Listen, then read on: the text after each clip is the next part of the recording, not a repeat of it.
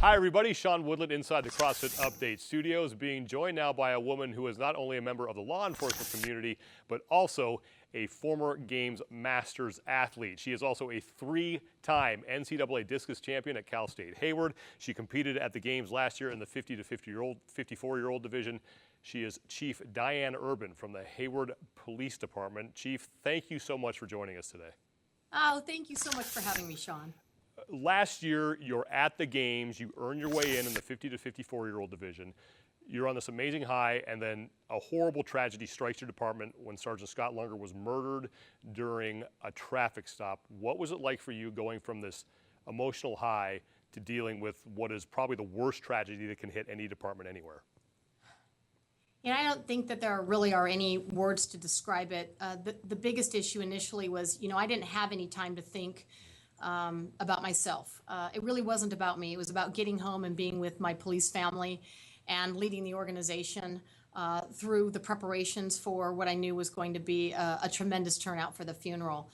And it didn't take long. It was just maybe, 2 or 3 weeks after the funeral that I decided to pursue both to stick with the job, to lead the organization through what continues to be a really tough time. We just started all the memorials. Just yesterday was the first one of many to come, and also to pursue my dream of getting back to the Games and, really to do it for Scott and his two daughters, who are really close in age to my two girls, to get back and to honor Scott. You're in the Open again this year, so you have a chance to get back there. Right now, you're 60th in the world in your division. So how have things been going for you so far through 3 workouts? Well, they started off great. I finished the first workout in 13th, and the second workout, cleans are kind of my thing. And, it was one of those moments. I had a week where I lost my double unders. Just didn't have it in me and didn't get to show off any prowess in the cleans. I finished 13th this week. So hopefully I can be that underdog. I'm a scrapper. My hashtag is faith, grit, and determination. And I think it just kind of goes with the job I'm in and the position that I'm in on the leaderboard. I'm doing my darndest to crawl my way back up. With as busy as you are and all the things that you have going on, how do you find time to train to make it to the Games? I work really hard with my administrative support. She and I sit down and we try to look at my calendar as much as possible. And so if I have a lot of night events, then we'll schedule training time in the morning or in the middle of the day. And so my life really consists of work and working out and trying to plan. And of course, this is sort of a flexible job. I mean, we have a lot of events on the weekend and a lot of events at night. And I just make it a priority. So I don't get to do a lot with friends. I think true friends understand that this is a moment in time in my life, and I'm really, really focused on getting back. But some days, I go without as much sleep as I'd like to have, and sometimes I'm edgier than I'd like to be just because I'm not doing a very good job balancing things, Sean. You mentioned not sleeping as much. I know there's an inordinate amount of stress, both mental and physical, in your line of work. How does CrossFit help you deal with that? Oh my gosh, CrossFit is, when people are dramatic and say, oh, it saved my life, CrossFit has saved my life. I've always been athletic, but I had, raised my kids, gone through promotions in a very high stress job, and I had gotten really out of shape. And CrossFit, it's okay to have failure. I mean, look at where I landed in week 2, but it's that mindset, right? You never give up.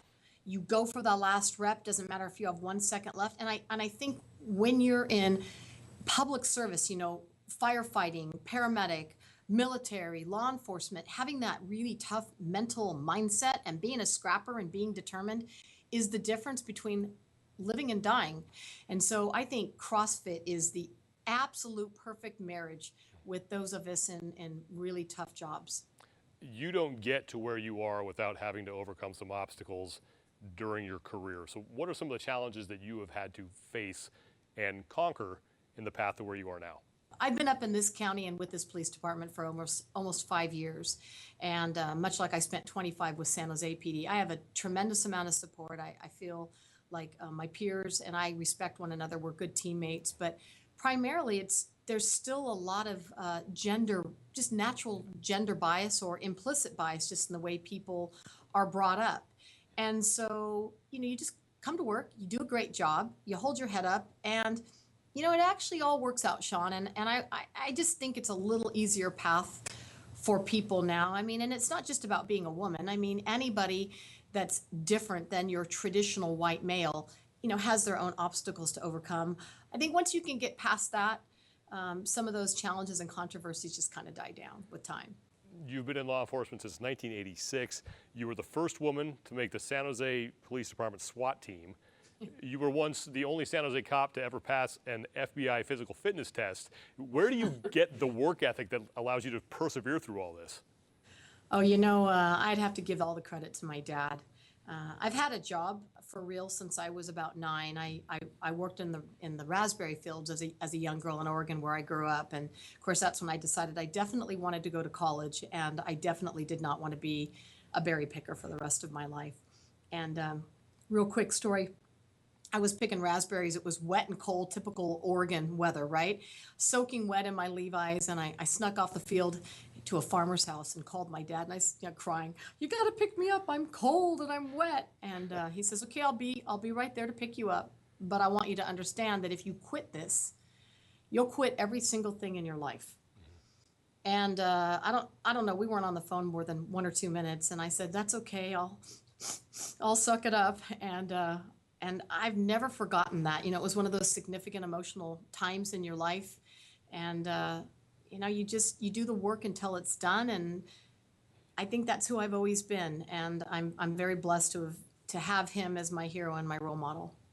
What would it mean to you to be able to make it back to the CrossFit Games in 2016? I am 100% determined to get back to those games, to stand on that podium and to bring a medal back for Ashton and Sarah Lunger. I want nothing more than to honor Sergeant Scott Lunger by bringing back a medal from the games. Right now it's a fight just to get there, one step at a time. For me personally, that would be the greatest honor that I could give to him. Chief Urban, we wish you the best of luck. Thank you so much for taking the time to do this. All the best to you and all the officers there at the Hayward Police Department, and we hope to see you at the games in 2016. Thank you so much, Sean, and to all of my friends out there in public service. God bless and be safe.